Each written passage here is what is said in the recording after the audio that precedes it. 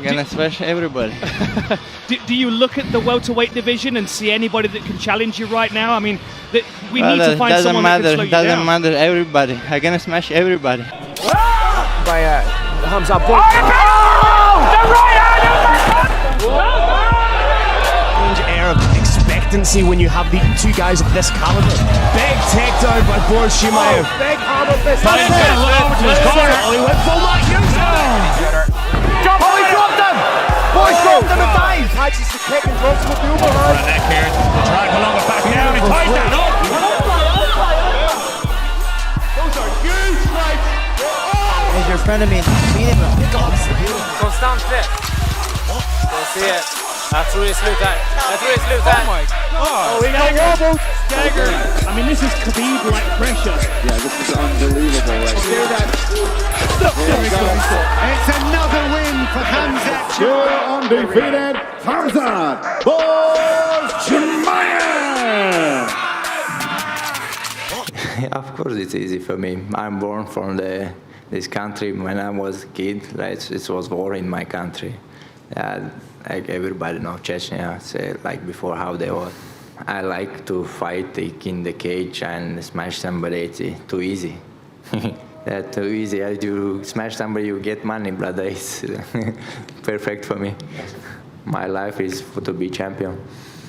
Khabib 2.0, Big Khabib, Habig, or more accurately, Khamzat Chimaev, is the stellar prospect that bursted onto the scene, greatly resembling Khabib Nurmagomedov. But the more interesting thing about this is, the Russians that have come into the UFC, the Russians that have exploded in MMA, always seem to be a dominant force in the sport. But more specifically, the ones that hail from the Caucasus, Dagestan, Chechnya, many of the places in that region seem to have a lot more of a similar style. When we look at Khamzat Chimaev, who comes from Chechnya, eventually moved to Sweden in 2011, he uses many of the same techniques that Khabib has popularized, but it's not because he's trying to imitate Khabib. I believe these are the techniques that they all learn. The last time we were ever so big on a prospect this early in their career, after the debut, we are now wondering how they will compete in the top 10 of the stacked division that they are a part of, was probably Zabit Magomedsharipov. There's never been another prospect that we thought after their debut where we contemplated how they would compete up against, you know, Demian Maia and RDA and some of the most experienced and skilled fighters in the UFC. The guy is only 26 years old, has 8 professional fights in his entire career, and we already thinking about him as a future title contender. And we've only seen him fight twice in the UFC. Now, breaking down those last 2 fights, again, there's a lot of resemblance to Khabib Nurmagomedov. First off, we have to note, Khamzat Chimaev is 6'2" with a 75-inch reach, fighting at welterweight and sometimes middleweight. And the fact that he's so long does actually add another element to his grappling game that it doesn't for Khabib. This is something Daniel Cormier analyzed about Chimaev's game. He's able to grab onto wrists and grab around opponents a lot easier than Khabib can. Khabib has to really reach in for stuff, while Chimaev just effortlessly does it. And because of that, he's using less energy to execute the same techniques. And what these techniques are, the Dagestani handcuff and the knee control, as well as sometimes the leg mount position that Khabib takes on opponents. Chimaev does the exact same things. What the Dagestani handcuff is pretty much just reaching around and grabbing onto the wrist of the opponent, right? You're reaching around their back and gripping on the wrist that's furthest to you. When you hold that, you eliminate that arm from the opponent, not only to defend with, but try to balance and stand up with, right? So it forces them to defend and you only use one arm. And that one hand is not enough to defend the punches from Chimaev. Also, what this does is it forces the opponent on their side because they can't balance on it, and because Chimaev is pulling that arm around their back, they are forced on their side, and then Chimaev puts top pressure to pin them on the ground. From there, he can use knee control or he can hook on the closest leg to him. This puts on total control on the opponent, completely pinning them down, trapping them on the canvas or on the cage. And in these kind of positions, it is extremely exhausting for the opponent to get out of. There's a total lockdown on them, and they gotta keep exploding and keep moving while this monster is on top of them the entire time, punching them in the face. It is extremely exhausting for the guy on the bottom to not only hold the weight, but also fight on multiple different fronts. Gotta fight off the hand, gotta fight off the Dagestani handcuff,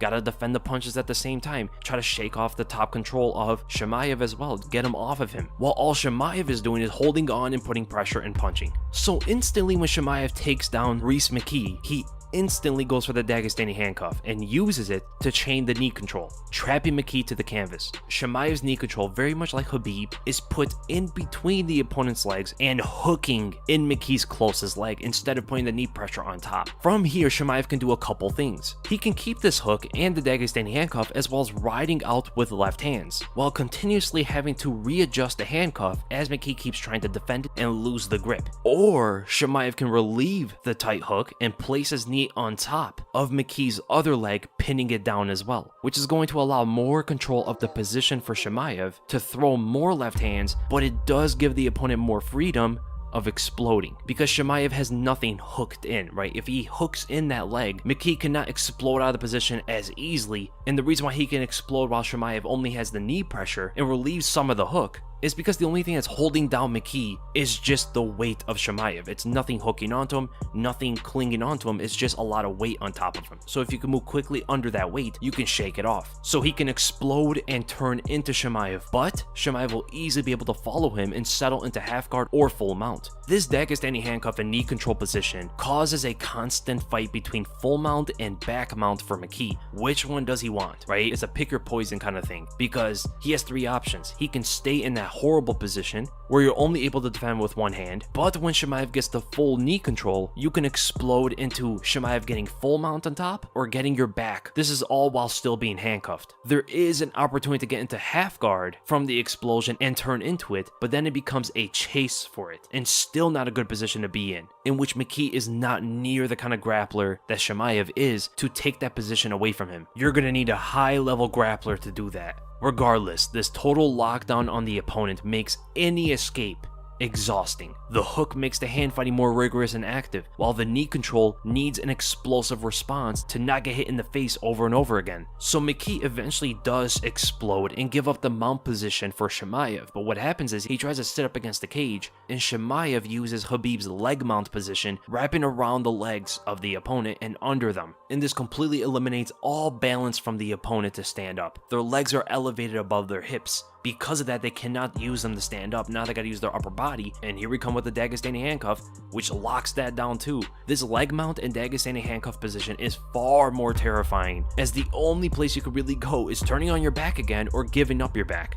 And that was pretty much how the fight played out. From the takedown, this is just what the battle was, up until he got TKO'd. And when you look at his first fight in the UFC in his debut when he fought John Phillips, Chimaev initiated the fight with a very sneaky double leg. He used a body kick to mask in his double leg. How crazy is that? Usually fighters just use the hands because they're quicker and they punch at the face a lot easier, right? No, he uses a body kick, Phillips tries to counter him, and right away so quickly he goes under the punches for the double leg and gets it easily. What he does right after that is he starts to lift his bigger opponent. This is a middleweight he's fighting. He starts lifting him and putting him closer to his corner. Notice how he turns his opponent to the corner and goes straight there. And this is not the only time he's done something like this before. He lifted one of his opponents up before and ran across the cage to his corner. Now Phillips' corner is now on the opposite side of the cage, and with Chimaev's loud corner in his ear, it could become very difficult for Phillips to hear advice that he's going to need to defend this monster on top of him, right? Because Chimaev's corner is extremely loud. They're always yelling out techniques and stuff like that. I mean, he has Reza Madadi in his corner, so you know it's going to be a ruckus there. And then later on in that first round, you do see Chimaev get in another position, a newer position, while getting the Dagestani handcuff. But instead of going on top of the opponent and placing pressure on top of them, he hooks his right leg under the closest leg of the opponent. Chimaev is able to deliver the same results like this,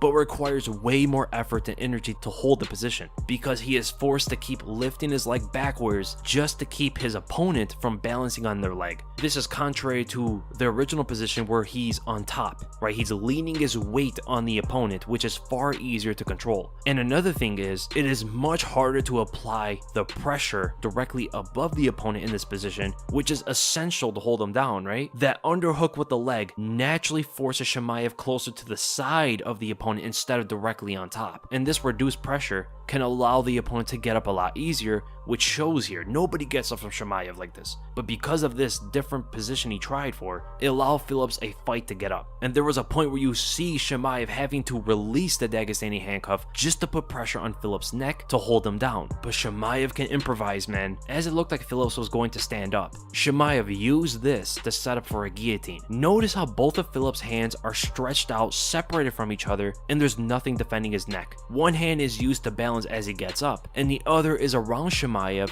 reserving a spot for an underhook once he does stand up, so he can fight off the clinch. And Chimaev grabs onto that guillotine. I mean, it was just an amazing performance of these techniques from Khamzat Chimaev, and there's much more to look forward to. He's a decent boxer as well. People just know him for his grappling right now, but he definitely has power in his hands, and he's definitely a better fundamental boxer that we're used to seeing from these kind of grapplers. So I cannot wait to see more from him, and hopefully he gets that fight that he's looking for in August. If you're going to get another bonus tonight, what do you plan to spend it on?